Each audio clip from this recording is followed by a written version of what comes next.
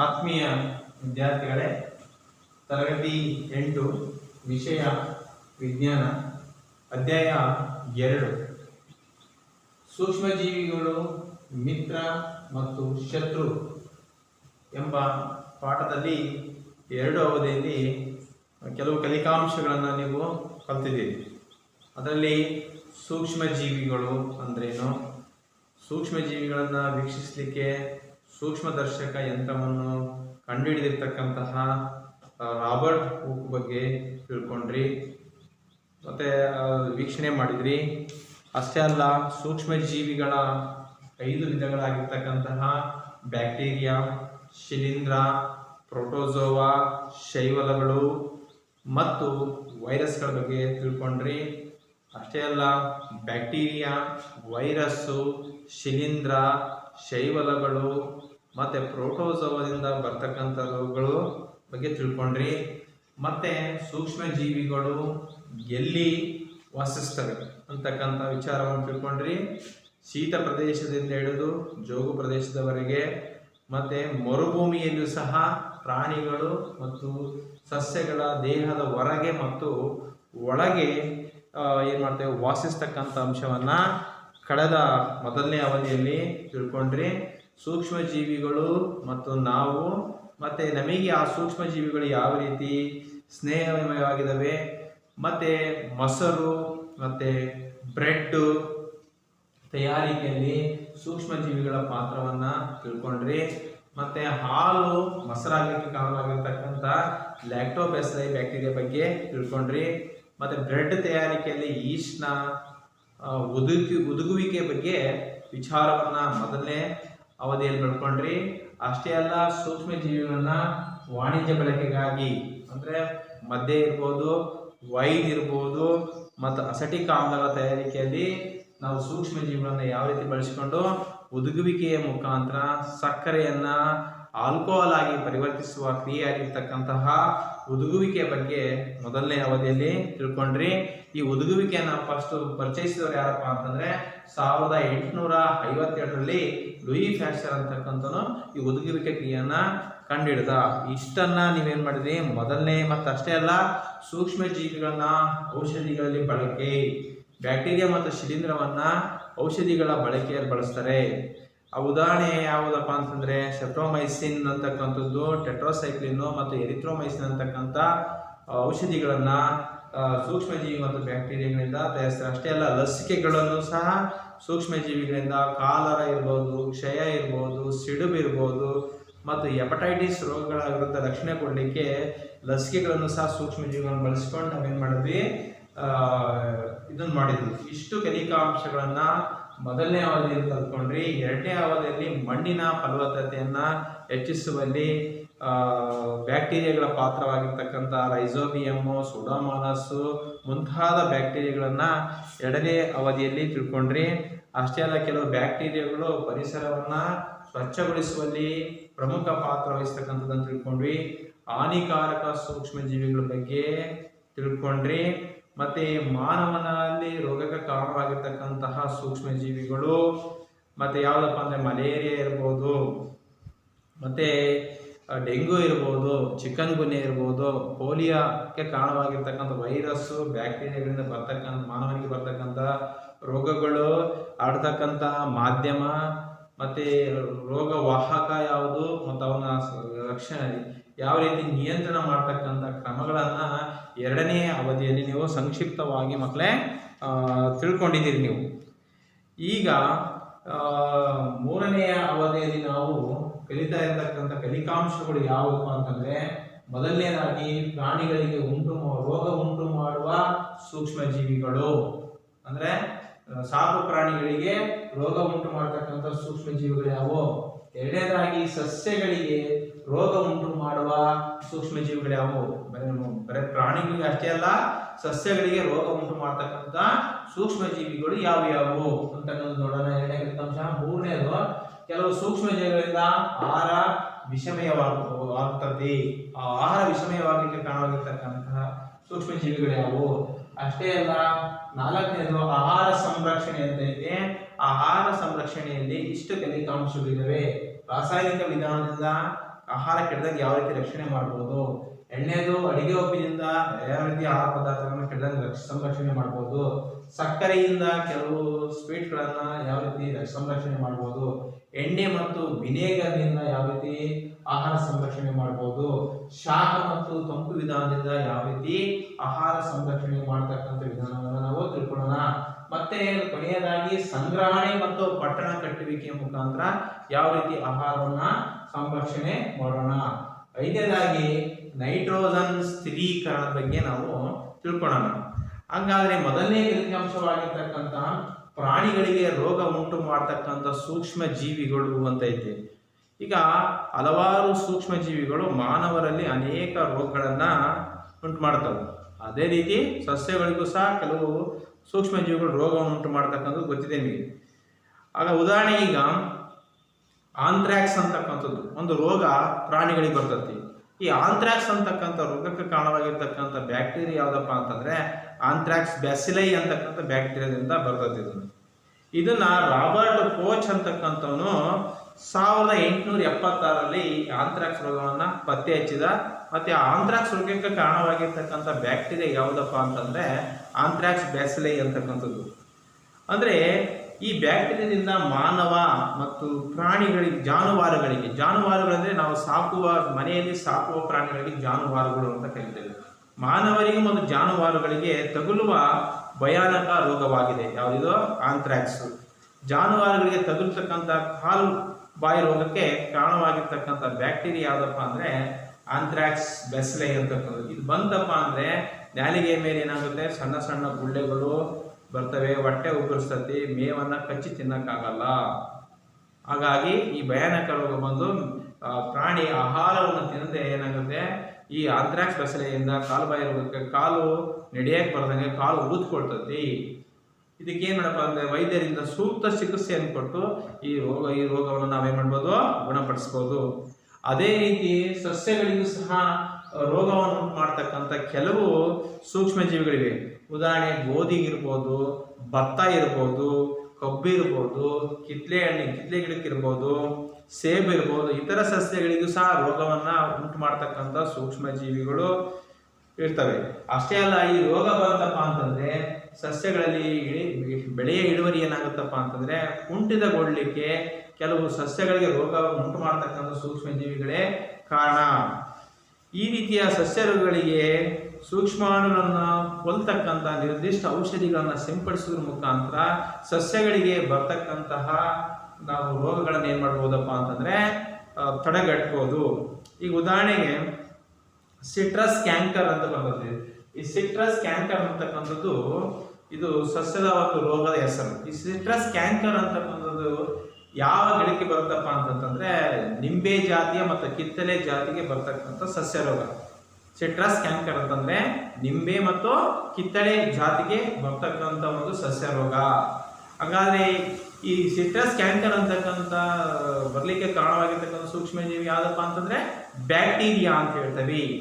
ಹಾಗಾದ್ರೆ ಈ ಬ್ಯಾಕ್ಟೀರಿಯಾ ಯಾವ್ದ ಮುಖಾಂತರ ಕಿತ್ತಳೆ ಮತ್ತು ನಿಂಬೆ ಸಸ್ಯಕ್ಕೆ ಬಂದು ಇದು ಮಾಡ್ತಕ್ಕಂಥ ಗಾಳಿಯ ಮೂಲಕ ಬ್ಯಾಕ್ಟೀರಿಯಾಗಳು ಬಂದು ಸಸ್ಯದ ಮೇಲೆ ಏನ್ ಮಾಡ್ತವೆ, ಸಿಟ್ರಸ್ ಕ್ಯಾಂಕರ್ ಅಂತಕ್ಕಂಥ ರೋಗವನ್ನು ಉಂಟು ಮಾಡ್ತವೆ. ಆಮೇಲೆ ಗೋಧಿಯ ತುಕ್ಕು ರೋಗ ಅಂತ ಬರ್ತತಿ. ಇದಕ್ಕೂ ಸಹ ಶಿಲೀಂಧ್ರ ಮತ್ತೆ ಇದು ಗಾಳಿ ಮತ್ತು ಬೀಜಕಗಳ ಮುಖಾಂತರ ಶಿಲೀಂಧ್ರಗಳಿಂದ ಗೋಧಿಗೆ ಏನಾಗುತ್ತೆ, ತುಕ್ಕು ರೋಗ ಬರುತ್ತೆ. ಇನ್ನು ಬೆಂಡೆ ಗಿಡದ ಹಳದಿ ನಾಳ ಮತ್ತು ಮೊಸಾಯಿಕ್ ರೋಗ ಅಂದ್ರೆ ತಂಬಾಕು ಸಸ್ಯಕ್ಕೆ ಬರ್ತಕ್ಕಂಥ, ಬೆಂಡೆ ಗಿಡಕ್ಕೆ ಬರ್ತಕ್ಕಂಥದ್ದು ಹಳದಿ ನಾಳ ಮತ್ತು ಮೊಸಾಯಿಕ್ ರೋಗ ಅಂದ್ರೆ ಟೊಬ್ಯಾಕೋ ಮೊಸಾಯಿಕೋ, ಇದು ತಂಬಾಕು ಗಿಡಕ್ಕೆ ಬರ್ತಕ್ಕಂಥ ಮೊಸಾಯಿಕ ರೋಗ. ಇದು ಸಹ ವೈರಸ್ನಿಂದ, ಬೆಂಡೆ ಗಿಡದ ಹಳದಿ ನಾಳ ಮತ್ತು ತಂಬಾಕು ಬರ್ತಕ್ಕಂತಹ ಮೊಸಾಯಿಕ ರೋಗ ಇದೆಯಲ್ಲ, ಇದು ವೈರಸ್ನಿಂದ ಬರ್ತಕ್ಕಂತಹ ರೋಗ. ಇದು ಕೀಟಗಳ ಮುಖಾಂತರ ಏನ್ ಮಾಡ್ತೈತಿ, ಬೆಂಡೆ ಮತ್ತು ತಂಬಾಕು ಗಿಡಕ್ಕೆ ರೋಗವನ್ನ ತರ್ತಕ್ಕಂಥ ವಾಹಕಗಳಾಗಿ ಯಾವ ಕೆಲಸ ಮಾಡ್ತಾವಪ್ಪ ಅಂದ್ರೆ ಕೀಟ. ಈ ರೀತಿ ಸಸ್ಯಗಳಿಗೂ ಮತ್ತು ಪ್ರಾಣಿಗಳಿಗೆ ಹಲವಾರು ರೋಗಗಳಿಗೆ ಕಾರಣವಾಗಿರ್ತಕ್ಕಂಥ ಸೂಕ್ಷ್ಮ ಜೀವಿಗಳನ್ನು ನಾವು ಇದುವರೆಗೂ ತಿಳ್ಕೊಂಡ್ವಿ. ಇನ್ನ ಆಹಾರ ವಿಷಮಯವಾಗುವಿಕೆ ಅಂತ ಹೇಳ್ತೀವಿ. ಏನು ಆಹಾರ ವಿಷಮಯವಾಗುವಿಕೆ ಅಂದ್ರೆ ಏನು? ಈಗ ಏನಾಗಿದ್ದಪ್ಪ ಅಂತಂದರೆ ಕೆಲವು ಸಭೆ ಸಮಾರಂಭಗಳಿಗೆ ನಿಮ್ಮ ನೆಂಟರಿಷ್ಟ್ರ ಮನೆಗೆ ಅಥವಾ ಊರಲ್ಲಿ ಯಾವುದೇ ಸಭೆ ಸಮಾರಂಭಕ್ಕೆ ನಿಮ್ಮನ್ನು ಊಟಕ್ಕೆ ಆಮಂತ್ರಿಸ್ತಾರೆ. ಆ ಊಟವನ್ನು ಮಾಡಿರ್ತಕ್ಕಂಥದ್ದು ಸರಿಯಾಗಿ ಮುಚ್ಚಿ ಹಿಡಿದಾಗ ಕೆಲವು ಹಾನಿಕಾರಕ ಸೂಕ್ಷ್ಮ ಜೀವಿಗಳು ಏನು ಮಾಡ್ತವೆ, ಅದ್ರ ಮೇಲೆ ದಾಳಿ ಮಾಡಿ ಏನು ಮಾಡ್ತವೆ, ಆಹಾರವನ್ನು ತಿಂದು ಮತ್ತೇನು ಮಾಡ್ತವೆ, ಟಾಕ್ಸಿಕ್ ಅಂತಕ್ಕಂಥ ವಿಷವಸ್ತುವನ್ನು ಆಹಾರದಲ್ಲಿ ಬಿಡುವುದರಿಂದ ಸೂಕ್ಷ್ಮ ಜೀವಿಗಳು ಆಹಾರ ಏನಾಗುತ್ತೆ, ವಿಷಮಯವಾಗುತ್ತದೆ. ಅಂಥ ಆಹಾರವನ್ನು ತಿಂದಾಗ ಏನಾಗುತ್ತೆ, ದೇಹವು ಏನಾಗುತ್ತೆ, ಫುಡ್ ಪಾಯ್ಸನ್ ಇಂದ ಅನೇಕ ತೊಂದರೆಗೆ ನಾವೇನು ಮಾಡ್ತೀವಿ, ಒಳಗಾಗ್ತವೆ. ಈ ರೀತಿ ಅವ್ರಿಗೆ ಏನಾಗುತ್ತೆ, ಫುಡ್ ಪಾಯ್ಸನ್ ಆದಾಗ, ವಿಷಮಯ ಆಹಾರ ತಿಂದಾಗ ವಾಂತಿ ಮಾಡಲಿಕ್ಕೆ ನಾವೇನು ಮಾಡ್ತೀವಿ, ಪ್ರಾರಂಭವನ್ನು ಮಾಡ್ತೀವಿ.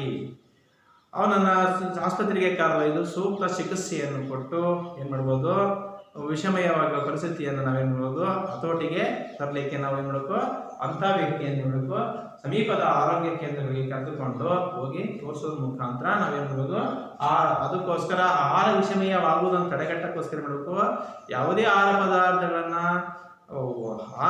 ಅಡುಗೆ ತಯಾರಿ ಆದಮೇಲೆ ಏನು ಮಾಡಬೇಕು, ಅವನ್ನ ಸ್ವಚ್ಛವಾದ ಮುಚ್ಚಳಿಕೆಗಳಿಂದ ಏನು ಮಾಡಬೇಕು, ಕ್ಲೀನಾಗಿ ಭದ್ರವಾಗಿ ಮುಚ್ಚಬೇಕು. ಮತ್ತು ಅದ್ರ ಮೇಲೆ ನೊಣ ಕುಂದ್ರದಾಗಲಿ, ಸ್ವಚ್ಛತೆ, ಆ ಅಡುಗೆ ಮನೆಯನ್ನು ಸ್ವಚ್ಛತೆಯನ್ನು ಕಾಪಾಡೋದ್ರ ಮುಖಾಂತರ ಅಥವಾ ಜಿರಳೆ ಇರ್ಬೋದು, ನೊಣಗಳಾಗಿರ್ಬೋದು, ನೊರ್ಜ ಇರ್ಬೋದು, ನಮ್ಮ ಆಹಾರ ವಸ್ತುಗಳ ಮೇಲೆ ಬೇಯಿಸಿದಂತಕ್ಕಂಥ ತಯಾರಾದ ಆಹಾರದ ಮೇಲೆ ಕುತ್ಕೊಳ್ಳದ ಹಾಗೆ ನಾವು ಏನು ಮಾಡಬೇಕು, ನೋಡ್ಕೊಂಡು ಆಹಾರವನ್ನು ಸ್ವಚ್ಛವಾದ ಪ್ರದೇಶದಲ್ಲಿಟ್ಟು ಒಳ್ಳೆ ಸುರಕ್ಷಿತವಾಗಿ ಮುಚ್ಚಿಡೋದ್ರ ಮುಖಾಂತರ ನಾವು ಆಹಾರ ವಿಷಮಯವಾಗುವುದನ್ನು ಏನು ಮಾಡ್ಬೋದು, ತಡೆಗಟ್ಬೋದು. ಕೆಲವು ಸೂಕ್ಷ್ಮ ಜೀವಿಗಳಿಂದ ಏನಾಗುತ್ತಪ್ಪ ಅಂತಂದ್ರೆ, ಹಾಳಾದ ಆಹಾರ ಸೇವನೆಯಿಂದ ಏನಾಗುತ್ತಪ್ಪ ಅಂದ್ರೆ ಆಹಾರ ವಿಷಮಯ ಪರಿಸ್ಥಿತಿ ಉಂಟಾಗುತ್ತದೆ.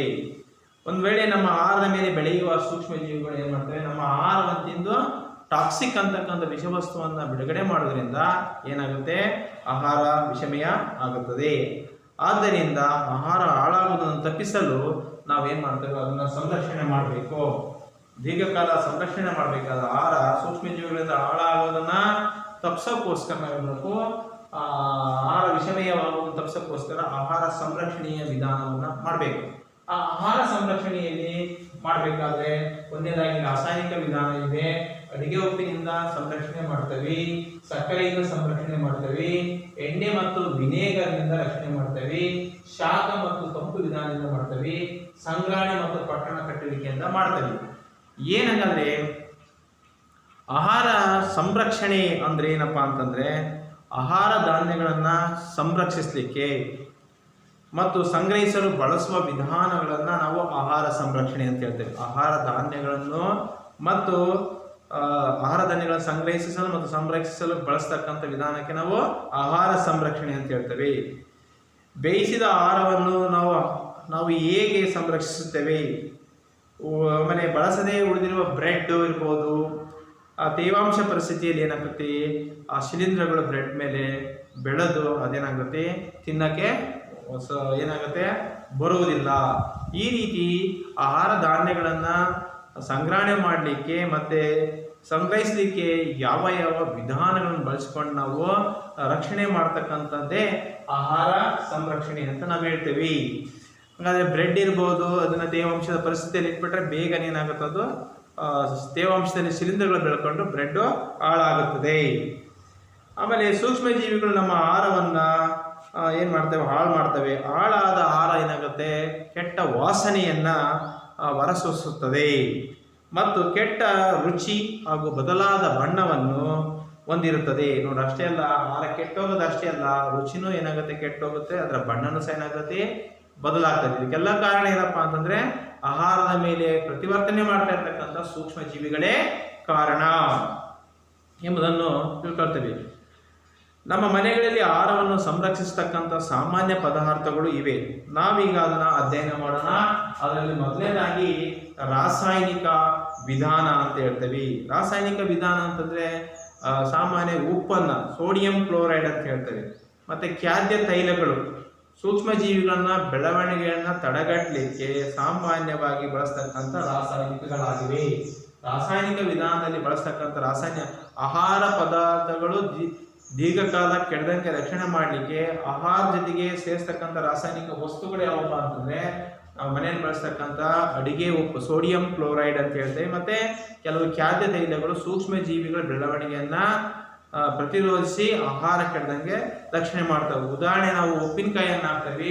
ಉಪ್ಪಿನಕಾಯಿ ಸಾಮಾನ್ಯವಾಗಿ ಮಾವಿನ ಮರ ವಸಂತ ಕಾಲದಲ್ಲಿ ಏನಾಗ್ತದೆ, ಮಾವಿನ ಚಿಗುರನ್ನು ಬಿಟ್ಟು ಹೂವು ಏನಾಗುತ್ತೆ, ಕಾಯಾಗಿ ಹಣ್ಣಾಗ್ತದೆ. ಆ ಕಾಯಿಯನ್ನು, ಉಪ್ಪಿನಕಾಯಿಯನ್ನು ವರ್ಷದಲ್ಲಿ ಒಂದು ಪಟ್ಟ ಹಾಕ್ತೇವೆ. ನೆಕ್ಸ್ಟ್ ಮಾವಿನ ಸೀಸನ್ ಬರ್ತಂಕ ಒಂದು ವರ್ಷ ನಾವು ದೀರ್ಘಕಾಲ ಉಪ್ಪಿನಕಾಯಿಯನ್ನ ರಕ್ಷಣೆ ಮಾಡೋಕ್ಕೋಸ್ಕರ ಆ ಉಪ್ಪಿಗೆ ಏನ್ ಮಾಡ್ತೇವೆ, ಎಣ್ಣೆಯನ್ನ ಮತ್ತು ಉಪ್ಪನ್ನ ಹಾಕಿ ಏನ್ ಮಾಡ್ತೇವೆ, ಉಪ್ಪಿನಕಾಯಿ ವರ್ಷವಿಡೀ ಕೆಡದ ಹಾಗೆ ಏನ್ ಮಾಡ್ತೇವೆ ರಕ್ಷಣೆ ಮಾಡಲಿಕ್ಕೆ ಉಪ್ಪು ಮತ್ತು ಖಾದ್ಯ ತೈಲವನ್ನ ರಾಸಾಯನಿಕ ವಿಧಾನವನ್ನು ಬಳಸಿ ಏನ್ ಮಾಡ್ತೇವೆ ನಾವು ಕೆಲವು ಉಪ್ಪಿನಕಾಯಿಯನ್ನ ಏನ್ ಮಾಡ್ತೇವೆ ನಾವು ರಕ್ಷಣೆಯನ್ನ ಮಾಡ್ತೇವೆ. ಇವನ್ನ ಈ ರೀತಿ ರಾಸಾಯನಿಕ ವಸ್ತುಗಳನ್ನು ಬಳಸಿಕೊಂಡು ಆಹಾರ ಪದಾರ್ಥಗಳನ್ನ ಏನ್ ಮಾಡೋದು, ಕೆಡದಂಗೆ ರಕ್ಷಣೆ ಮಾಡ್ತಕ್ಕಂಥ ವಸ್ತುಗಳಿಗೆ ಏನ್ ಕರಿತೇವೆ ನಾವು ಸಂರಕ್ಷಕಗಳು ಅಂತ ಕರಿತೇವೆ. ಹಾಗಾಗಿ ಉಪ್ಪು ಮತ್ತು ಖಾದ್ಯ ತೈಲಗಳನ್ನ ಸಂರಕ್ಷಕಗಳು ಅಂತ ಕರಿತೇವೆ. ಸೂಕ್ಷ್ಮ ಜೀವಿಗಳ ದಾಳಿಯನ್ನು ತಡೆಗಟ್ಟಲು ನಾವು ಉಪ್ಪು ಅಥವಾ ಕೆಲವು ಆಮ್ಲ ಸಂರಕ್ಷಕಗಳನ್ನು ಸಹ ಏನ್ ಮಾಡ್ತೇವೆ ನಾವು ಉಪ್ಪಿನಕಾಯಿಗೆ ಸೇರಿಸ್ತೇವೆ. ಅಷ್ಟೇ ಅಲ್ಲ, ಸೋಡಿಯಂ ಬೆಂಜೋಯೇಟ್ ಮತ್ತು ಸೋಡಿಯಂ ಮೆಟಾಬೈಸಲ್ಫೇಟ್ಗಳನ್ನು ಸಹ ನಾವು ಈ ರಾಸಾಯನಿಕ ವಸ್ತುಗಳನ್ನ ಉಪ್ಪಿನಕಾಯಿಗೆ ಸೇರಿಸೋದ್ರ ಮುಖಾಂತರ ಉಪ್ಪಿನಕಾಯಿಯನ್ನು ನಾವು ದೀರ್ಘಕಾಲ ಏನ್ ಮಾಡೋದು, ಕೆಡದ ಹಾಗೆ ರಕ್ಷಣೆ ಮಾಡಬಹುದು. ಇವನ್ನ ಸಂರಕ್ಷಕಗಳಾಗಿ ಬಳಸ್ತೇವೆ. ಜಾಮು ಮತ್ತು ಹಣ್ಣಿನ ರಸಗಳನ್ನ ದೀರ್ಘಕಾಲ ಅಂಗಡಿಗಳಲ್ಲಿ ಮತ್ತು ಬೇಕರಿಗಳಲ್ಲಿ ದೀರ್ಘಕಾಲ ಮಾರಾಟಕ್ಕೆ ಇಡಬೇಕಾದ್ರೆ ಆ ಹಣ್ಣಿನ ರಸ ಮತ್ತು ಜಾಮಿಗೆ ಸೋಡಿಯಂ ಮೆಟಾಬೈಸಲ್ಫೇಟ್ ಮತ್ತು ಸೋಡಿಯಂ ಬೆಂಜೋಯೇಟ್ ಅಂತಕ್ಕಂಥ ಸಂರಕ್ಷಕಗಳನ್ನು ಸೇರಿಸೋದ್ರ ಮುಖಾಂತರ ನಾವು ಪಾನೀಯಗಳಾಗಿರ್ಬೋದು ಮತ್ತು ಜಾಮು ದೀರ್ಘಕಾಲ ಕೆಡದಂತೆ ರಕ್ಷಣೆ ಮಾಡಲಿಕ್ಕೆ ಬಳಸ್ತಕ್ಕಂತಹ ಸಂರಕ್ಷಕಗಳು ಯಾವಪ್ಪ ಅಂದರೆ ಸೋಡಿಯಂ ಮೆಟಾಬೈಸಲ್ಫೇಟ್ ಮತ್ತು ಸೋಡಿಯಂ ಬೆಂಜೋಯೇಟ್ ಅಂತ ಹೇಳ್ತೇವೆ. ಮತ್ತೆ ಕೆಲವು ಆಹಾರ ಪದಾರ್ಥಗಳನ್ನ ಅಡಿಗೆ ಉಪ್ಪಿನಿಂದ ಸಂರಕ್ಷಣೆ ಮಾಡ್ತೇವೆ. ಈಗ ಉದಾಹರಣೆಗೆ ಉಪ್ಪಿನಕಾಯಿ ಅಂತ ಹೇಳಿದ್ವಿ ನಾವು. ಮಾಂಸ ಮತ್ತು ಮೀನುಗಳನ್ನ ದೂರದ ಪ್ರದೇಶಗಳಿಗೆ ನಾವೇನ್ ಮಾಡ್ತೇವೆ, ರಫ್ತನ್ನ ಮಾಡ್ತೇವೆ. ಅವಾಗ ಏನ್ ಮಾಡ್ತಾರೆ, ಆಹಾರ ಪದಾರ್ಥಗಳು ದೀರ್ಘಕಾಲ ಕೆಡದ ಹಾಗೆ ಏನ್ ಮಾಡ್ತಾರೆ, ಮಾಂಸ ಮತ್ತು ಮೀನಿಗೆ ಏನ್ ಮಾಡ್ತಾರೆ, ಉಪ್ಪನ್ನ ಏನ್ ಮಾಡ್ತಾರೆ ಸಾವ್ತಾರೆ. ಆ ಉಪ್ಪನ್ನ ಅದರ ಮೇಲೆ ಮೀನು ಮತ್ತು ಮಾಂಸದ ಮೇಲೆ ಸವರೋದ್ರಿಂದ ಉಪ್ಪು ಏನ್ ಮಾಡ್ತದೆ, ಸಂರಕ್ಷಕವಾಗಿ ಕೆಲಸ ಮಾಡಿ ಏನ್ ಮಾಡ್ತದೆ, ಮೀನು ಮತ್ತು ಮಾಂಸ ದುರ್ವಾಸನೆ ಬರುವುದನ್ನ ಏನ್ ಮಾಡ್ತದೆ, ಯಾವುದೋ ಉಪ್ಪು ಏನ್ ಮಾಡ್ತದೆ ರಕ್ಷಣೆಯನ್ನ ಕೊಡ್ತದೆ. ಬ್ಯಾಕ್ಟೀರಿಯಾದಿಂದ ಬೆಳವಣಿಗೆಯನ್ನ ತಡೆಗಟ್ಟುತ್ತದೆ. ಯಾವುದೋ ಉಪ್ಪು ಅಂತಕ್ಕಂಥದ್ದು ಏನ್ ಮಾಡುತ್ತೆ, ಮಾಂಸ ಮತ್ತು ಮೀನಿನ ಮೇಲೆ ಉಪ್ಪನ್ನು ಸವರುವುದರಿಂದ ಏನಾಗ್ತದೋ ಬ್ಯಾಕ್ಟೀರಿಯಾ ಬೆಳವಣಿಗೆಯನ್ನು ಏನ್ ಮಾಡ್ತದ್ದು ತಡೆಗಟ್ಟುತ್ತದೆ. ಮತ್ತು ಮೀನುಗಳು ಶುಷ್ಕ ಉಪ್ಪಿನಿಂದ ಸಂಸ್ಕರಿಸಲಾಗುತ್ತದೆ.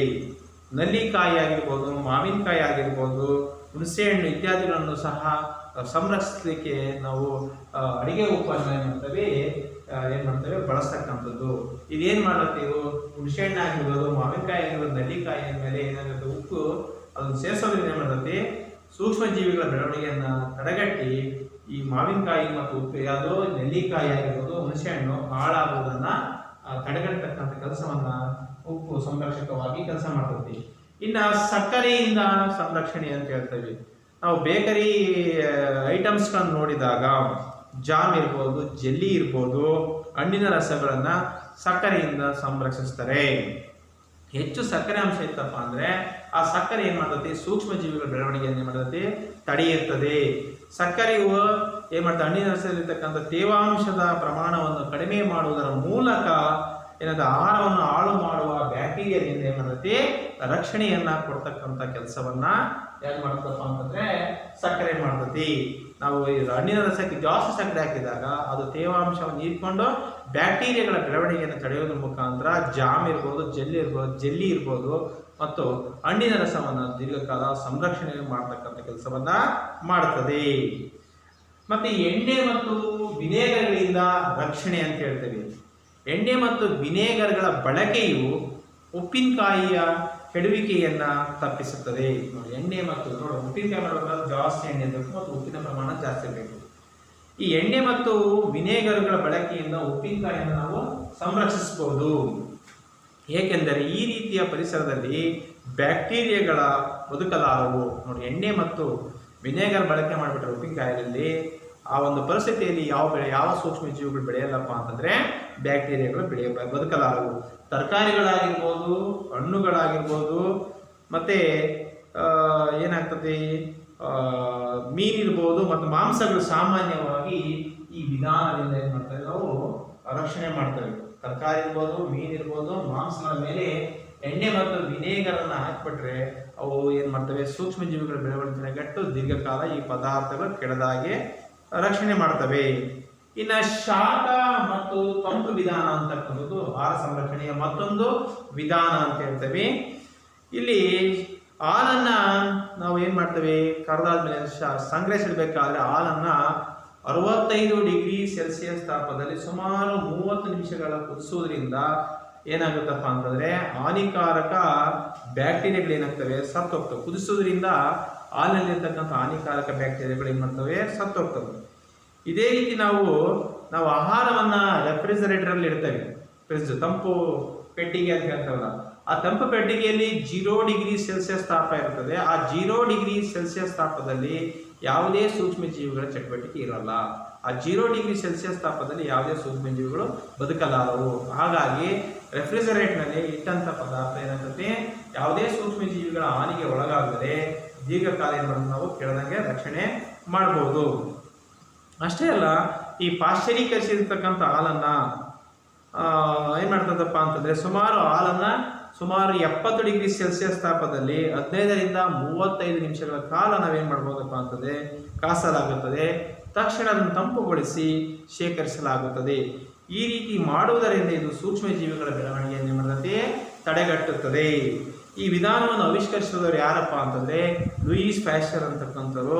ನಾವೇನು ಮಾಡೋದು, ಪಾಶ್ಚರೀಕರಣದ ಮುಖಾಂತರ ನಾವೇನು ಮಾಡೋದು, ಶಾಖ ಮತ್ತು ತಂಪು ವಿಧಾನದ ಮುಖಾಂತರ ನಾವೇನು ಮಾಡೋದು, ಹಾಲನ್ನು ದೀರ್ಘಕಾಲ ಕೆಡದಂತೆ ನಾವು ರಕ್ಷಣೆ ಮಾಡ್ಬೋದು. ಇನ್ನು ಕೊನೆಯದಾಗಿ ಸಂಗ್ರಹಣೆ ಮತ್ತು ಪೊಟ್ಟಣ ಕಟ್ಟುವಿಕೆ ಅಂತ ಹೇಳ್ತೀವಿ. ಸಂಗ್ರಹಣೆ ಮತ್ತು ಪೊಟ್ಟಣ ಕಟ್ಟುವಿಕೆ ಅಂದರೆ ಸೂಕ್ಷ್ಮ ಜೀವಿಗಳ ದಾಳಿಯಿಂದ ಆಹಾರ ಪದಾರ್ಥಗಳು ಕೆಟ್ಟು ಹೋಗುವುದನ್ನು ತಪ್ಪಿಸೋಕ್ಕೋಸ್ಕರ ಇತ್ತೀಚಿನ ದಿನಗಳಲ್ಲಿ ಒಣ ಹಣ್ಣುಗಳು ಯಾವುದಪ್ಪ ಅಂತಂದರೆ ಬಾದಾಮಿ ಇರ್ಬೋದು, ಗೋಡಂಬಿ ಇರ್ಬೋದು, ಮತ್ತು ದ್ರಾಕ್ಷಿ ಇರ್ಬೋದು, ಡ್ರೈ ಫ್ರೂಟ್ಸ್ ಅಂತ ಹೇಳ್ತೀವಲ್ಲ ಅವನ್ನ ಒಣ ಹಣ್ಣುಗಳು ಅಂತ ಹೇಳ್ತೀವಿ. ಇವನ್ ಏನು ಮಾಡ್ತಾರೆ, ತರಕಾರಿಗಳನ್ನು ಸಹ ಗಾಳಿ ಆಡದಂತೆ ಮೊಹರ್ ಮಾಡಿದ ಪಟ್ಟಣಗಳಲ್ಲಿ ಮಾರಲಾಗುತ್ತದೆ. ನೀವು ಮಾರ್ಕೆಟಿಗೆ ಹೋದಾಗ ನೋಡ್ರಿ, ನೀವು ಕಿವಿ ಹಣ್ಣನ್ನು ಏನು ಮಾಡ್ತಾರೆ, ಒಂದು ಬಾಕ್ಸಲ್ಲಿ ಪ್ಲಾಸ್ಟಿಕ್ ಕವರ್ ಬಾಕ್ಸಲ್ಲಿ ಹಾಕಿ ಇಟ್ಟಿರ್ತಾರೆ. ಮತ್ತು ನೀವು ಮನೆ ಒಳಗಡೆ ಏನು ಮಾಡ್ತಾರೆ, ಫ್ರಿಜ್ನೊಳಗಡೆ ತರಕಾರಿ ಇಡಬೇಕಾದ್ರೆ ಒಂದು ಪ್ಲಾಸ್ಟಿಕ್ ಚೀಲದಲ್ಲಿ ಇಟ್ಟು ಆ ಫ್ರಿಜ್ ಒಳಗಡೆ ನೀವೇನು ಮಾಡ್ತೀರಿ, ಇಡ್ತಕ್ಕಂಥ ಕೆಲಸವನ್ನು ನೀವು ಮಾಡ್ತೀರಿ. ಈ ರೀತಿ ಸೂಕ್ಷ್ಮ ಜೀವಿಗಳ ದಾಳಿಯನ್ನು ತಪ್ಪಿಸೋಕ್ಕೋಸ್ಕರ ಏನು ಮಾಡ್ತಾರೆ, ಕೆಲವು ಒಣ ಹಣ್ಣುಗಳನ್ನು ಪ್ಲಾಸ್ಟಿಕ್ ಕವರ್ಗಳಲ್ಲಿ ಮೊಹರ್ ಮಾಡಿ, ಒಣ ಹಣ್ಣುಗಳು ಅಷ್ಟೇ ಅಲ್ಲ, ತರಕಾರಿಗಳು ಇರ್ಬೋದು, ತರಕಾರಿಗಳನ್ನು ಸಹ ಒಂದು ಮೊಹರ್ ಮಾಡಿರ್ತಕ್ಕಂಥದ್ರಲ್ಲಿ ಇಟ್ಟಾಗ ಯಾವುದೇ ಗಾಳಿ, ಯಾಕಂದರೆ ಗಾಳಿಯಲ್ಲಿ ಹಾನಿಕಾರಕ ಸೂಕ್ಷ್ಮ ಜೀವಿಗಳು ಇರ್ತವೆ. ಆ ಮೊಹರ್ ಮಾಡಿರ್ತಕ್ಕಂಥ ಪಟ್ಟಣಗಳಲ್ಲಿ ಏನು ಮಾಡಿದ್ರೆ, ಗಾಳಿ ಆಡದಂತೆ ನಾವು ಮಾಡೋದು, ತರಕಾರಿಗಳಿರ್ಬೋದು ಮತ್ತು ಒಣ ಹಣ್ಣುಗಳನ್ನು ಪಟ್ಟಣ ಕಟ್ಟುವಿಕೆ ಮುಖಾಂತರ ದೀರ್ಘಕಾಲ ಈ ಆಹಾರ ಸಂರಕ್ಷಣೆಯನ್ನ ನಾವು ಮಾಡ್ಬೋದು. ಹಾಗಾದ್ರೆ ಮಕ್ಕಳೇ, ಇದುವರೆಗೂ ನೀವು ಆಹಾರ ಸಂರಕ್ಷಣೆಯನ್ನ ಮಾಡಬೇಕಾದ್ರೆ ರಾಸಾಯನಿಕ ವಿಧಾನ ಬಳಸಿದ್ರಿ, ಅಡಿಗೆ ಉಪ್ಪಿನಿಂದ ಸಂರಕ್ಷಣೆ ಮಾಡಿದ್ರಿ, ಸಕ್ಕರೆಯಿಂದ ಸಂರಕ್ಷಣೆ ಮಾಡಿದ್ರಿ, ಎಣ್ಣೆ ಮತ್ತು ವಿನೇಗರ್ನಿಂದ ರಕ್ಷಣೆ ಮಾಡಿದ್ರಿ, ಶಾಖ ಮತ್ತು ತಂಪು ವಿಧಾನದಿಂದ ಇದು ಮಾಡಿದ್ವಿ, ಮತ್ತು ಸಂಗ್ರಹಣೆ ಮಾಡತಕ್ಕಂಥ ಪಟ್ಟಣ ಕಟ್ಟುವಿಕೆ ಮುಖಾಂತರ ನಾವು ಇದುವರೆಗೂ ಆಹಾರ ಸಂರಕ್ಷಣೆ ಮಾಡಿದ್ವಿ. ಕೊನೆಯ ಫಲಿತಾಂಶ ಯಾವುದಪ್ಪ ಅಂತಂದ್ರೆ ನೈಟ್ರೋಜನ್ ಸ್ಥಿರೀಕರಣ ಅಂತ ಹೇಳ್ತೀವಿ. ಹಂಗಾದ್ರೆ ನೋಡ್ರಿ, ನೈಟ್ರೋಜನ್ ಸ್ಥಿರೀಕರಣ ಅಂದ್ರೇನು? ವಾತಾವರಣದಲ್ಲಿ ನೈಟ್ರೋಜನ್ ಅನುರೂಪದಲ್ಲಿ 78% ಇರ್ತತಿ. ಇದ್ರ ಬಗ್ಗೆ ನೀವು ಸಾಮಾನ್ಯವಾಗಿ 6-7ನೇ ಕ್ಲಾಸ್ ತಿಳ್ಕೊಂಡ್ರಿ. ಈ 78% ನೈಟ್ರೋಜನ್ ಇದ್ರೂ ಸಹ ನೇರವಾಗಿ ವಾತಾವರಣದಿಂದ ಸಸ್ಯಗಳಾಗಲಿ ಯಾವುದೇ ಜೀವಿಗಳು ನೇರವಾಗಿ ಅನುರೂಪದ ನೈಟ್ರೋಜನ್ ಅನ್ನ ಪಡೆಯಕ್ಕಾಗಲ್ಲ. ಆದರೆ ನೋಡ್ರಿ, ದ್ವಿದಳ ಜಾತಿಗೆ ಸೇರಿರ್ತಕ್ಕಂಥ, ದ್ವಿದಳ ಅಂದ್ರೆ 2 ಬೀಜಗಳನ್ನು ಹೊಂದಿರತಕ್ಕಂಥ ಸಸ್ಯಗಳಾಗಿರ್ತಕ್ಕಂಥ ತೊಗರಿ ಇರ್ಬೋದು, ಅಲಸಂದಿ ಇರ್ಬೋದು, ಉದ್ದು ಇರ್ಬೋದು, ಹೆಸರು ಇರ್ಬೋದು, ಇವೆಲ್ಲವನ್ನು ಲೆಗುಮಿನೇಸಿ ಕುಟುಂಬಕ್ಕೆ ಸೇರಿರ್ತಕ್ಕಂಥ ಸಸ್ಯಗಳ ಬೇರುಗಳ ಗಂಟು ಇರ್ತದೆ. ಆ ಬೇರುಗಳ ಗಂಟುಗಳಲ್ಲಿ ಸಾಮಾನ್ಯವಾಗಿ ರೈಸೋಬಿಯಂ ಅಂತಕ್ಕಂಥ ಬ್ಯಾಕ್ಟೀರಿಯಾ ವಾಸ ಮಾಡ್ತತಿ. ಈ ರೈಸೋಬಿಯಂ ಅಂತಕ್ಕಂಥ ಬ್ಯಾಕ್ಟೀರಿಯಾ ಇದೆಯಲ್ಲ, ಇದು ನೈಟ್ರೋಜನ್ ಸ್ಥಿರೀಕರಣದಲ್ಲಿ ಪ್ರಮುಖ ಪಾತ್ರ ವಹಿಸ್ತತಿ.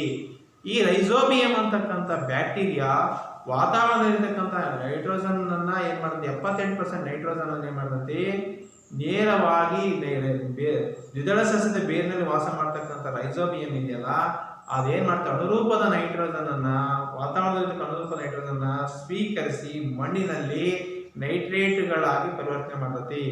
ಆ ನೈಟ್ರೇಟ್ಗಳು ಮಣ್ಣಿನಲ್ಲಿರುವಂತಕ್ಕಂತಹ ನೈಟ್ರೇಟ್ ಅನ್ನ ಸಸ್ಯಗಳು ಹೀರಿಕೊಂಡು ಸಮೃದ್ಧವಾದ ಬೆಳೆದು ಉತ್ತಮವಾದ ಫಲವನ್ನ ಕೊಡ್ತಕ್ಕಂಥ ಕೆಲಸವನ್ನು ಮಾಡ್ತತಿ. ಈ ರೀತಿ ನೈಟ್ರೋಜನ್ ಸ್ಥಿರೀಕರಣದಲ್ಲಿ ಪ್ರಮುಖವಾಗಿ ಪಾತ್ರವಹಿಸ್ತಕ್ಕಂಥ ಬ್ಯಾಕ್ಟೀರಿಯಾಗಳಪ್ಪ ಅಂತಂದ್ರೆ ರೈಸೋಬಿಯಂ ಅಂತ ಹೇಳ್ತೇವೆ. ಮತ್ತೆ ನೈಟ್ರೋಸೋಮಾನಸ್ಸು, ನೈಟ್ರೋಬ್ಯಾಕ್ಟರ್ ಅಂತಕ್ಕಂಥ ಮಣ್ಣಿನಲ್ಲಿ ವಾಸ ಮಾಡ್ತಕ್ಕಂಥವು ಸಹ ಬ್ಯಾಕ್ಟೀರಿಯಾಗಳು ವಾತಾವರಣದಲ್ಲಿರ್ತಕ್ಕಂಥ ನೈಟ್ರೋಜನ್ ಸ್ವೀಕರಿಸುವಲ್ಲಿ ಪ್ರಮುಖ ಪಾತ್ರ ವಹಿಸ್ತವೆ. ಅಷ್ಟೇ ಅಲ್ಲ, ವಾತಾವರಣದಲ್ಲಿ ಮಿಂಚು ಮತ್ತು ಗುಡುಗು ಉಂಟಾದಾಗ ಅವಾಗೂ ಸಹ ಆ ಮಿಂಚಿನಿಂದ ನೈಟ್ರೋಜನ್ನು ವಾತಾವರಣದಲ್ಲಿ ನೈಟ್ರೋಜನ್ ಆಕ್ಸೈಡ್ಗಳಾಗಿ ಪರಿವರ್ತನೆ ಆಗ್ತವೆ. ಆ ನೈಟ್ರೋಜನ್ ಆಕ್ಸೈಡ್ಗಳು ಏನು ಮಾಡ್ತವೆ, ಮಳೆ ನೀರಿನೊಂದಿಗೆ ಕರಗಿ ಮಣ್ಣಿಗೆ ನೈಟ್ರೇಟ್ ರೂಪದಲ್ಲಿ ಸೇರಿಕೊಳ್ತವೆ. ಆ ನೈಟ್ರೇಟ್ಗಳನ್ನು ಸಸ್ಯಗಳು ಏನು ಮಾಡ್ತವೆ, ಹೀರಿಕೊಂಡು ಸಮೃದ್ಧವಾಗಿ ಬೆಳವಣಿಗೆ ಆಗಿ ಉತ್ತಮ ಇಳುವರಿಯನ್ನ ಕೊಡಲಿಕ್ಕೆ ಏನಾಗ್ತದೆ, ಸಾಧ್ಯವಾಗ್ತತಿ. ಹಾಗಾದ್ರೆ ಈಗ ನೋಡಿಲಿ, ಹಾಗಾದ್ರೆ ಇಲ್ಲಿ ಒಂದು ನೈಟ್ರೋಜನ್ ಚಕ್ರ ಏನಾಗತ್ತೆ, ಸಂಗ್ರಹ ಮೂಲದಿಂದ ವಿನಿಮಯ ಮೂಲಕ್ಕೆ ಯಾವ ರೀತಿ ಚಕ್ರೀಯವಾಗಿ ಚಲನೆ ಆಗುತ್ತದೆ ಅಂದ್ರೆ, ವಾತಾವರಣದ ಸಂಗ್ರಹ ಮೂಲ ಯಾವ ಜೀವಿಗಳು ನೈಟ್ರೋಜನ್ ಅನ್ನು ಬಳಕೆ ಮಾಡ್ಕೊಳ್ತಾವನ್ನ ವಿನಿಮಯ ಮೂಲ ಅಂತ ಕರಿತೀವಿ. ಹಾಗಾದ್ರೆ ಈ ಸಂಗ್ರಹ ಮೂಲದಲ್ಲಿರ್ತಕ್ಕಂಥ ನೈಟ್ರೋಜನ್ ವಿನಿಮಯ ಮೂಲಕ್ಕೆ ಯಾವ ರೀತಿ ಚಕ್ರೀಯವಾಗಿ ಚಲನೆ ಆಗುತ್ತದೆಯೋ ಅದನ್ನೇ ನಾವು ನೈಟ್ರೋಜನ್ ಚಕ್ರ ಅಂತ ಕರಿತೀವಿ.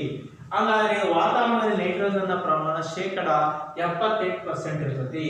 ಈ ವಾತಾವರಣದಲ್ಲಿ ಇರ್ತಕ್ಕಂಥ ನೈಟ್ರೋಜನ್ 78% ನೈಟ್ರೋಜನ್ ಅನ್ನ ಏನ್ ಮಾಡ್ತವೆ ನೋಡಿ, ನೈಟ್ರೋಜನ್ ಅನ್ನು ಸ್ವೀಕರಿಸುವ ಬ್ಯಾಕ್ಟೀರಿಯಾಗಳಿಂದ ವಾತಾವರಣದ ನೈಟ್ರೋಜನ್ ಸ್ಥಿರೀಕರಣ ಆಗುತ್ತದೆ ಅಂತ ಹೇಳಿದ್ದಾರೆ.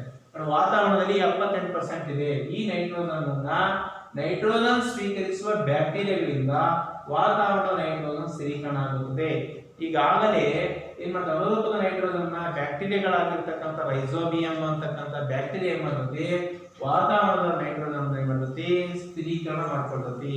ಸ್ಥಿರೀಕರಣ ಮಾಡಿರ್ತಕ್ಕಂಥ ನೈಟ್ರೋಜನ್ ಅನ್ನ ಬ್ಯಾಕ್ಟೀರಿಯಾಗಳು ನೈಟ್ರೋಜನ್ ಅನ್ನ ಏನ್ ಮಾಡ್ತವೆ, ನೈಟ್ರೋಜನ್ ಸಂಯುಕ್ತಗಳಾಗಿ ನೋಡಿ, ಈ ರೀತಿ ಅನುರೂಪದ ನೈಟ್ರೋಜನ್ ರೈಸೋಬಿಯಂ ಬ್ಯಾಕ್ಟೀರಿಯಾ ಸ್ಥಿರೀಕರಣ ಮಾಡಿ ಆ ನೈಟ್ರೋಜನ್ ಅನ್ನ ಏನ್ ಮಾಡುತ್ತೆ, ಮಣ್ಣಿನಲ್ಲಿ ನೈಟ್ರೋಜನ್ ಸಂಯುಕ್ತಗಳಾಗಿ ಪರಿವರ್ತಿಸುತ್ತದೆ. ಅಷ್ಟೇ ಅಲ್ಲ, ಈ ವಾತಾವರಣದಿಂದ ನೈಟ್ರೋಜನ್ ಏನಾಗ್ತದೆ, ಮಿಂಚಿನಿಂದ ಏನಾಗ್ತದೆ, ನೈಟ್ರೋಜನ್ ಸ್ಥಿರೀಕರಣವಾಗಿ ಏನ್ ಮಾಡ್ತದೆ, ಮಣ್ಣಿಗೆ ಏನ್ ಮಾಡ್ತಪ್ಪ ಅಂತಂದ್ರೆ ನೈಟ್ರೋಜನ್ ಸಂಯುಕ್ತಗಳು ಆಗ್ತವೆ. ನೋಡಿ, ಬ್ಯಾಕ್ಟೀರಿಯಾಗಳಿಂದನೂ ಸಹ ರೈಸೋಬಿಯಂ ಬ್ಯಾಕ್ಟೀರಿಯಾದಿಂದ ಅನುರೂಪ ನೈಟ್ರೋಜನ್ ಸಂಯುಕ್ತಗಳಾಗಿ ಮಣ್ಣಿಗೆ ಸೇರ್ತವೆ. ಮಿಂಚು ಉಂಟಾದಾಗ ವಾತಾವರಣದಲ್ಲಿರ್ತಕ್ಕಂಥ ನೈಟ್ರೋಜನ್ ಸಹ ಏನಾಗ್ತದೆ, ನೈಟ್ರೋಜನ್ ಸಂಯುಕ್ತಗಳಾಗಿ ಮಣ್ಣಿಗೆ ಸ್ಥಿರೀಕರಣ ಆಗ್ತತಿ. ಈ ರೀತಿ ಮಣ್ಣಿನಲ್ಲಿರ್ತಕ್ಕಂತಹ ಈ ನೈಟ್ರೋಜನ್ ಸಂಯುಕ್ತಗಳು ಏನ್ ಮಾಡ್ತವೆ, ನೈಟ್ರೇಟ್ಗಳ ರೂಪದಲ್ಲಿ ಸಸ್ಯಗಳು ಹೀರಿಕೆ ಆಗ್ತವೆ. ಸಸ್ಯಗಳು ನೈಟ್ರೇಟ್ಗಳನ್ನು ಹೀರಿಕೊಂಡು ಪ್ರೋಟೀನ್ ಅನ್ನ ಸಂಶ್ಲೇಷಣೆ ಮಾಡ್ತವೆ. ಆ ಪ್ರೋಟೀನ್ಗಳನ್ನ ಯಾವ ನಾವು ಪ್ರಾಣಿಗಳು ಏನ್ ಮಾಡ್ತವೆ, ಭಕ್ಷಣೆ ಮಾಡ್ತವೆ. ಒಂದು ವೇಳೆ ಈ ಪ್ರಾಣಿಗಳ ಭಕ್ಷಣೆ ಮಾಡ್ತವೆ ಅಥವಾ ಈ ಸಸ್ಯಗಳು ಮತ್ತು ಪ್ರಾಣಿಗಳು ಏನ್ ಮಾಡ್ತವೆ, ಸಸ್ಯಗಳು ಏನು ನೈಟ್ರೇಟ್ ಅನ್ನು ಭಕ್ಷಣೆ ಪ್ರೋಟೀನ್ ತಯಾರು ಮಾಡ್ತವೆ. ಈ ಸಸ್ಯಗಳನ್ನು ಆಹಾರ ರೂಪದಲ್ಲಿ ಪ್ರಾಣಿಗಳು ಏನ್ ಮಾಡ್ತವೆ, ಭಕ್ಷಣೆ ಮಾಡ್ತವೆ. ಒಂದು ವೇಳೆ ಈ ಸಸ್ಯ ಮತ್ತು ಪ್ರಾಣಿಗಳ ವಿಸರ್ಜನೆ ತ್ಯಾಜ್ಯ ರೂಪದಲ್ಲಿ ವಿಸರ್ಜನೆ ಆಗಿದ್ದಾಗ ಅಥವಾ ಸಸ್ಯ ಮತ್ತು ಪ್ರಾಣಿಗಳ ಸಾವಿನಿಂದ ಉಂಟಾದ ನೈಟ್ರೋಜನ್ ತ್ಯಾಜ್ಯಗಳು ಮತ್ತೆ ಪುನಃ ಇಲ್ಲಿ ಬರ್ತವೆ, ಮಣ್ಣಿಗೆ ಸೇರ್ತವೆ. ಈ ಮಣ್ಣಿನಲ್ಲಿರ್ತಕ್ಕಂತಹ ಬ್ಯಾಕ್ಟೀರಿಯಾಗಳು ಏನ್ ಮಾಡ್ತಾವಪ್ಪ ಅಂತಂದ್ರೆ ಈ ಯಾವ್ದಪ್ಪ ಅಂತಂದ್ರೆ ಡಿನೈಟ್ರೀಕರಣ ಮಾಡ್ತವೆ. ಅಂದ್ರೆ ಯಾವ್ದಪ್ಪ ಅಂತಂದ್ರೆ ಸುಡೋಮಾನಸ್ ಅಂತಕ್ಕಂಥ ಬ್ಯಾಕ್ಟೀರಿಯಾ ಈ ಮಣ್ಣಿನಲ್ಲಿರ್ತಕ್ಕಂಥ ತ್ಯಾಜ್ಯ ರೂಪದಲ್ಲಿರ್ತಕ್ಕಂಥ ನೈಟ್ರೋಜನ್ ಸಂಯುಕ್ತಗಳು ಸುಡೋಮಾನಸ್ ಅಂತಕ್ಕಂಥ ಬ್ಯಾಕ್ಟೀರಿಯಾ ಈ ನೈಟ್ರೋಜನ್ ತ್ಯಾಜ್ಯಗಳನ್ನ ಸಂಯುಕ್ತಗಳನ್ನ ಏನ್ ಮಾಡ್ತವೆ, ಸುಡೋಮಾನಸ್ ಬ್ಯಾಕ್ಟೀರಿಯಾ ಮಣ್ಣಿನಲ್ಲಿ ಏನ್ ಮಾಡ್ತದೆ ನೈಟ್ರೋಜನ್ ಇಲ್ಲವಾಗಿ ಪರಿವರ್ತನೆ ಮಾಡ್ತತಿ. ಈ ರೀತಿ ನೈಟ್ರೋಜನ್ ಅನಿಲವಾಗಿ ಪರಿವರ್ತನೆ ಆದ್ಮೇಲೆ ಈ ಅನಿಲವು ಮತ್ತೆ ಈ ರೀತಿ ವಾತಾವರಣಕ್ಕೆ ಹಿಂದಿರುಗುತ್ತದೆ. ಈ ರೀತಿ ನೈಟ್ರೋಜನ್ ಏನಾಗುತ್ತೆ, ವಿನಿಮಯ ಮೂಲದಿಂದ ಸಂಗ್ರಹ ಮೂಲದಿಂದ ವಿನಿಮಯ ಮೂಲಗಳಾಗಿರ್ತಕ್ಕಂತಹ ಸಸ್ಯಗಳಿಗೆ ಪ್ರಾಣಿಗಳಿಗೆ ಬಳಸುತ್ತವೆ. ಮತ್ತೆ ಆ ಸಸ್ಯಗಳು ಮತ್ತು ಪ್ರಾಣಿಗಳು ಸತ್ತ ನಂತರ ಅವುಗಳಿರ್ತಕ್ಕಂಥ ನೈಟ್ರೋಜನ್ ತ್ಯಾಜ್ಯ ರೂಪದಲ್ಲಿ ಮಣ್ಣಿಗೆ ಬರ್ತದೆ. ಮಣ್ಣಿನಲ್ಲಿರ್ತಕ್ಕಂತಹ ಸುಡೋಮನಸ್ ಅಂತಕ್ಕಂಥ ಬ್ಯಾಕ್ಟೀರಿಯಾ ಏನ್ ಮಾಡುತ್ತೆ, ಆ ಮಣ್ಣಿನಲ್ಲಿರ್ತಕ್ಕಂಥ ನೈಟ್ರೋಜನ್ ಸಂಯುಕ್ತಗಳನ್ನ ಅನಿಲ ರೂಪಕ್ಕೆ ನೈಟ್ರೋಜನ್ ಅನಿಲವಾಗಿ ಪರಿವರ್ತಿಸುತ್ತದೆ. ಯಥಾ ಅನಿಲ ನೈಟ್ರೋಜನ್ ಅನಿಲ ಮತ್ತೆ ವಾತಾವರಣಕ್ಕೆ ಹೋಗಿ ಸೇರ್ತದೆ. ಈ ರೀತಿ ಸಂಗ್ರಹ ಮೂಲದಿಂದ ವಿನಿಮಯ ಮೂಲಕ್ಕೆ ಚಕ್ರೀಯವಾಗಿ ನೈಟ್ರೋಜನ್ ವಾತಾವರಣದಲ್ಲಿ ಪರಿಚಲನೆ ಆಗುವ ಒಂದು ಚಕ್ರಕ್ಕೆ ಇರತಕ್ಕಂಥ ನಾವು ನೈಟ್ರೋಜನ್ ಚಕ್ರ ಅಂತ ಕರಿತೀವಿ. ಈ ರೀತಿ ಪ್ರಾಣಿಗಳು ಏನ್ ಮಾಡ್ತಾವಪ್ಪ ಅಂತಂದ್ರೆ, ಮತ್ತೆ ಸಸ್ಯಗಳು ಸತ್ತಾಗ ಈ ನೈಟ್ರೋಜನ್ ಯುಕ್ತ ತ್ಯಾಜ್ಯಗಳು ಮಣ್ಣಿನಲ್ಲಿರುವ ಬ್ಯಾಕ್ಟೀರಿಯಾ ಮತ್ತು ಶಿಲೀಂಧ್ರಗಳು ಸಸ್ಯಗಳು ಬಳಸುವ ನೈಟ್ರೋಜನ್ ಯುಕ್ತ ಸಂಯುಕ್ತಗಳಾಗಿ ಪರಿವರ್ತಿಸುತ್ತವೆ. ಕೆಲವು ಭಾಗಗಳು ಅಥವಾ ಇತರ ನಿರ್ದಿಷ್ಟ ಬ್ಯಾಕ್ಟೀರಿಯಾಗಳು ವಾತಾವರಣಕ್ಕೆ ಮರಳಿ ಸೇರುವ ನೈಟ್ರೋಜನ್ ಅನಿಲವಾಗಿ ಪರಿವರ್ತಿಸುತ್ತವೆ. ಇದರ ಪರಿಣಾಮವಾಗಿ ವಾತಾವರಣದಲ್ಲಿರ್ತಕ್ಕಂಥ ನೈಟ್ರೋಜನ್ ಶೇಕಡಾವಾರು ಪ್ರಮಾಣ ಯಾವಾಗಲೂ ಇರುತ್ತದೆ, ಸರಿಸುಮಾರು ಸ್ಥಿರವಾಗಿರುತ್ತದೆ ಅಂತಕ್ಕಂಥ ಅಂಶವನ್ನು ನಾವು ಇದುವರೆಗೆ ತಿಳ್ಕೊಂಡ್ವಿ. ಹಾಗಾದರೆ ಮಕ್ಕಳೇ, ಇಲ್ಲಿಯವರೆಗೆ ನಾವು ಕಲಿತಿರ್ತಕ್ಕಂಥ ಫಲಿತಾಂಶಗಳನ್ನು ನೋಡಿದ್ವಿ. ಈಗ ಪ್ರಾಣಿಗಳು ರೋಗ ಉಂಟು ಮಾಡುವ ಪ್ರಾಣಿಗಳಿಗೆ ರೋಗ ಉಂಟು ಮಾಡ್ತಕ್ಕಂಥ ಸೂಕ್ಷ್ಮಜೀವಿ ತಿಳ್ಕೊಂಡ್ರಿ, ಸಸ್ಯಗಳಿಗೆ ರೋಗ ಉಂಟು ಮಾಡ್ತಕ್ಕಂಥ ಸೂಕ್ಷ್ಮಜೀವಿಗಳ ಬಗ್ಗೆ ತಿಳ್ಕೊಂಡ್ರಿ, ಆಹಾರ ವಿಷಮಯವಾಗುವಿಕೆ ಕಾರಣವಾಗಿರ್ತಕ್ಕಂಥ ಸೂಕ್ಷ್ಮಜೀವಿಗಳನ್ನು ತಿಳ್ಕೊಂಡ್ರಿ, ಮತ್ತೆ ಆಹಾರ ಸಂರಕ್ಷಣೆಯಲ್ಲಿ ರಾಸಾಯನಿಕ ವಿಧಾನ, ಅಡಿಗೆ ಉಪ್ಪಿನಿಂದ ಸಂರಕ್ಷಣೆ, ಸಕ್ಕರೆಯಿಂದ ಸಂರಕ್ಷಣೆ, ಎಣ್ಣೆ ಮತ್ತು ವಿನೇಗರ್ನಿಂದ ರಕ್ಷಣೆ, ಶಾಖ ಮತ್ತು ತಂಪು ವಿಧಾನ, ಮತ್ತು ಸಂಗ್ರಹಣೆ ಮತ್ತು ಪಟ್ಟಣ ಕಟ್ಟುವಿಕೆ, ಮತ್ತು ನೈಟ್ರೋಜನ್ ಸ್ಥಿರೀಕರಣ ವಾತಾವರಣದಿಂದ ಹೆಂಗೆ ಸ್ಥಿರೀಕರಣ ಆಗ್ತದೆ, ಮತ್ತು ನೈಟ್ರೋಜನ್ ಚಕ್ರ ಯಾವ ರೀತಿ ಆಗಿದೆ ಅಂತಕ್ಕಂಥ ಇದುವರೆಗೂ ನೀವು ಕಲ್ತ್ಕೊಂಡ್ರಿ. ಮಕ್ಕಳೇ, ಇದುವರೆಗೆ ಕಲಿತಿರ್ತಕ್ಕಂಥ 3ನೇ ಅವಧಿಯ ಫಲಿತಾಂಶಗಳ ಮೇಲೆ ಕೆಲವು ಗೃಹ ಕೆಲಸವನ್ನ ಮಾಡ್ಕೊಂಡ್ಬರ್ರಿ. ಮೊದಲನೇ ಪ್ರಶ್ನೆ, ನೈಟ್ರೋಜನ್ ಚಕ್ರದ ರೂಪರೇಷದ ಚಿತ್ರ ಬರೆಯಿರಿ. ಎರಡನೇ ಪ್ರಶ್ನೆ, ಆಹಾರ ಕೆಡದಂತೆ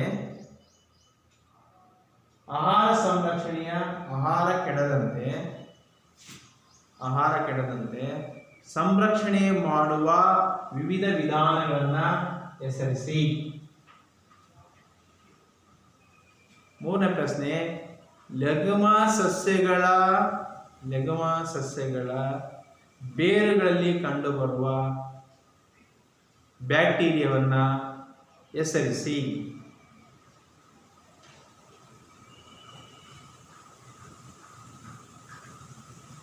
ನಾಲ್ಕನೇ ಪ್ರಶ್ನೆ, ಪ್ರಾಣಿಗಳಿಗೆ ರೋಗ ಉಂಟು ಮಾಡುವ ಸೂಕ್ಷ್ಮಜೀವಿಗಳನ್ನು ಹೆಸರಿಸಿ. ನೆಕ್ಸ್ಟ್ ಪ್ರಶ್ನೆ, ಸಸ್ಯಗಳಿಗೆ ರೋಗ ಉಂಟು ಮಾಡತಕ್ಕಂತಹ ಸೂಕ್ಷ್ಮಜೀವಿಗಳನ್ನ ಹೆಸರಿಸಿ.